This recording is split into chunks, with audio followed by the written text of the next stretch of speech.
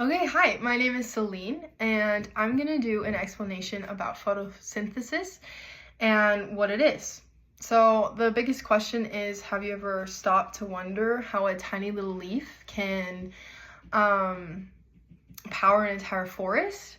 Well, the secret is photosynthesis, and that process fuels life on Earth. It fuels you and me, it fuels um, animals and different consumers.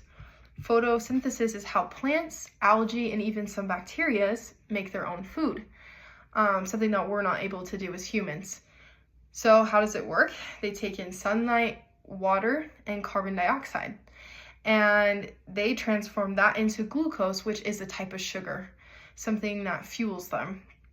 And the best part is you're able to, how the equation works is you have your sunlight, your water, and your carbon dioxide, and that equals to it gives us glucose, and also it, as a byproduct, it releases oxygen into the air, the very air that we breathe.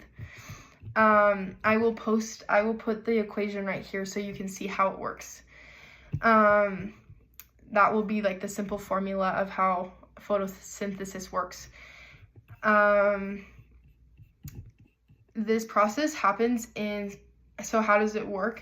If we go down to the cell, if we look at the cell, I'll put another picture of a plant cell here, but in the plant cell, there's little parts called chlorophyll, and chloroplasts, and inside of them is little green pigments called chlorophyll that capture the energy of sunlight. So how I like to imagine it is if a house has solar panels, the sunlight is able to be captured by that, and it's the same way with these little chlorophyll or these green pigments inside of the plant cell.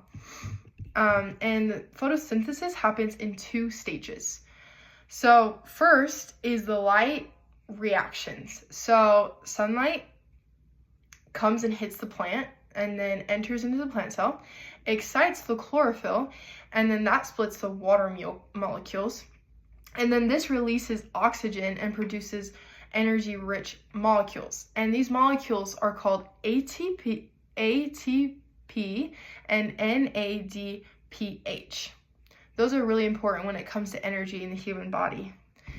Second, the Calvin cycle. So the plant uses ATPD and NADPH to take carbon dioxide and build glucose, the food it needs to grow essentially.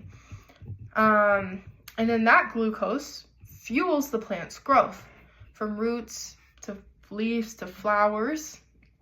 And when we eat the plants, or animals that eat, the animals that eat the plants, that energy gets passed on to us. And so that's how we get a lot of energy, is from our food.